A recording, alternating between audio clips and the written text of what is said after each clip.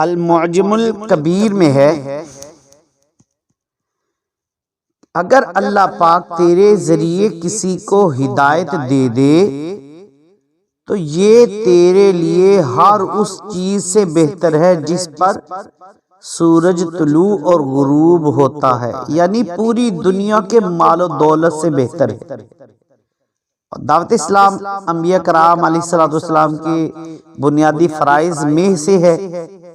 تمام انبیاء کرام اور رسول اسلام کی ہی دعوت دیتے رہے، چنانچہ ابراہیم علیہ السلام کے بارے میں وَوَصَّى بِهَا إِبْرَاهِيمُ بَنِيهِ وَيَعْقُوبُ يَا بَنِيَّ إِنَّ اللَّهَ اصْطَفَى لَكُمُ الدِّينَ فَلَا تَمُوتُنَّ إِلَّا وَأَنْتُمْ مُسْلِمُونَ۔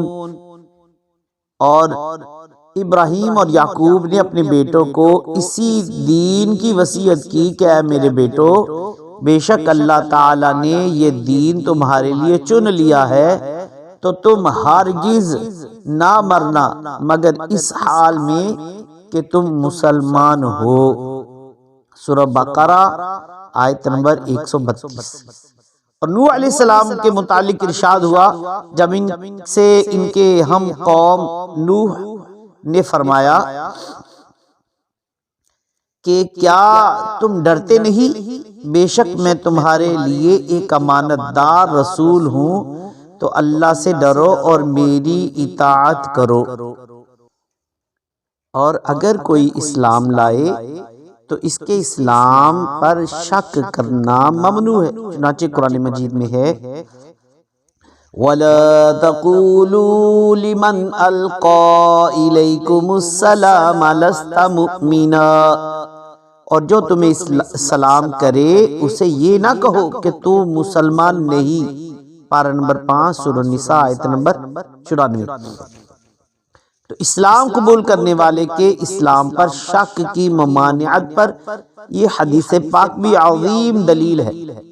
مسلم شریف کی حدیث پاک میں ہے، حضرت اسامہ بن زید رضی اللہ تعالیٰ عنہ فرماتے ہیں ایک جنگ کے دوران میں نے ایک کافر آدمی پر قابو پا لیا تو اس نے لا الہ الا اللہ کہہ دیا، لیکن میں نے اسے نیزہ مار دیا۔ اس بات سے میرے دل میں کھٹکا پیدا ہوا تو میں نے اس کا تذکرہ نبی پاک صلی اللہ علیہ وسلم سے کیا۔ اس پر آپ صلی اللہ علیہ وسلم نے فرمایا کیا اس نے لا الہ الا اللہ کہا اور تم نے اسے قتل کر دیا؟ میں نے عرض کیا اللہ پاک کے رسول صلی اللہ علیہ وسلم اس نے اسلحے کے ڈر سے کلمہ پڑھا۔ آپ صلی اللہ علیہ وسلم نے فرمایا تو نے اس کا دل چیر کر کیوں نہ دیکھ لیا تاکہ تمہیں معلوم ہو جاتا کہ اس نے دل سے کہا ہے یا نہیں۔ پھر آپ صلی اللہ علیہ وسلم میرے سامنے مسلسل یہ بات دہراتے رہے یہاں تک کہ میں نے تمنا کی کہ کاش میں آج ہی اسلام لایا ہوتا۔ امام بخاری رحمۃ اللہ تعالی علیہ نے اپنی معروف کتاب صحیح بخاری میں باقاعدہ یہ باب باندھا ہے کہ بچوں پر اسلام کیسے پیش کیا جائے۔ پھر اس پر ابن سیاد نامی ایک بچے کی روایت نقل کی ہے۔ اس حدیث پاک کے تحت علامہ عینی رحمۃ اللہ تعالی لکھتے ہیں کہ نبی پاک صلی اللہ علیہ وسلم کے اس فرمان کیا تو اس بات کی گواہی دیتا ہے کہ میں اللہ تعالی کا رسول ہوں، میں نابالغ بچے پر اسلام کی دعوت پیش کرنے کا واضح ثبوت موجود ہے۔ اس دعوت دینے سے یہ بھی سمجھ میں آ رہا ہے کہ اگر بچے کا اسلام لانا صحیح اور معتبر نہ ہوتا تو سرکار دو عالم صلی اللہ علیہ وسلم کبھی ابن سیاد جو کہ نابالغ تھا اس پر اسلام پیش نہ کرتے۔ اس کے علاوہ حضرت زبیر رضی اللہ تعالیٰ عنہ بھی 8 سال کی عمر میں ایمان لائے۔ یوں ہی ایک موقع پر نبی پاک صلی اللہ علیہ وسلم نے ایک یہودی نابالغ بچے کو اسلام کی دعوت دی، انہوں نے اسلام قبول کیا اور فوراً انتقال کر گئے۔ تو نبی پاک صلی اللہ علیہ وسلم نے فرمایا تمام تعریفیں اللہ تعالیٰ کے لیے جس نے اسے میرے سبب آگ سے بچا لیا۔ اور ہمارے دین کا حکم تو یہ ہے کہ اگر سمجھدار نابالغ بچہ اسلام لا کر دوبارہ اسلام سے پھرے تو اسے اسلام لانے پر مجبور کیا جائے گا، نہ یہ کہ معاذ اللہ اسلام قبول کرنے والے کے کفر کو کفر کی طرف پھیر دیا جائے، نہیں۔ چنانچہ مجمع الانہار میں ہے کہ سمجھدار نابالغ مرتد ہو جائے تو اسے اسلام لانے پر مجبور کیا جائے گا کہ اسلام لانے میں اس کا فائدہ ہے۔ اور امام اہل سنت امام احمد رضا خان رحمۃ اللہ تعالی علیہ آپ لکھتے ہیں جو کافر تلقین اسلام چاہے اسے تلقین فرض ہے، اور اس میں دیر لگانا اشد کبیرہ، بلکہ اس میں تاخیر کو علماء نے کفر لکھا ہے۔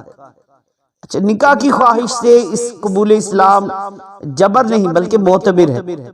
اسلام اقرار باللسان اور تصدیق قلبی کا نام ہے، اور تصدیق قلبی ایک اختیاری چیز ہے، لہذا اگر کوئی غیر مسلمان لڑکی سے شادی کی خواہش میں یا کسی مسلمان کی جانب سے مالی امداد ہونے یا اس کی خواہش خوش اخلاقی سے متاثر ہو کر بذات خود یا بلا جبر اور زبردستی کے بغیر دل سے اسلامی عقائد کی تصدیق کر کے مسلمان ہو جاتا ہے اور اسلامی معاملات بجا لاتا ہے تو وہ بلا شبہ مومن ہے اور مسلمان ہے۔ اسے جبری مسلمان کرنا ہرگز نہیں کہا جا سکتا، یہ ایک محرک ہے جو اور ہر کام کا کوئی نہ کوئی محرک ہوتا ہے، اور نکاح کا محرک ہزاروں جگہ پایا جاتا ہے، لیکن کوئی احمق یہ نہیں کہتا کہ یہ جبر ہے۔ لہذا نکاح کی خواہش میں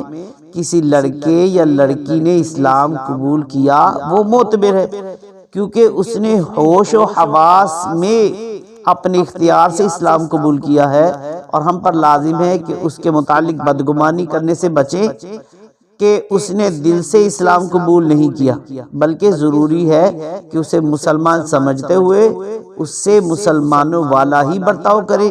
چنانچہ ام سلیم رضی اللہ تعالیٰ عنہ کا حضرت ابو طلحہ رضی اللہ تعالیٰ عنہ سے نکاح ایسے ہی ہوا تھا۔ سنن نسائی میں صحیح سند کے ساتھ ہے کہ حضرت انس رضی اللہ تعالیٰ عنہ سے مروی ہے کہ حضرت ابو طلحہ رضی اللہ تعالیٰ عنہ نے حضرت ام سلیم رضی اللہ تعالیٰ عنہ سے نکاح کیا تو ان دونوں کے درمیان یعنی ابو طلحہ کا اسلام لانا ہی حق کے مہر قرار پایا۔ دراصل ام سلیم رضی اللہ تعالیٰ عنہا حضرت ابو طلحہ رضی اللہ تعالیٰ عنہ سے پہلے مسلمان ہو گئی تھی۔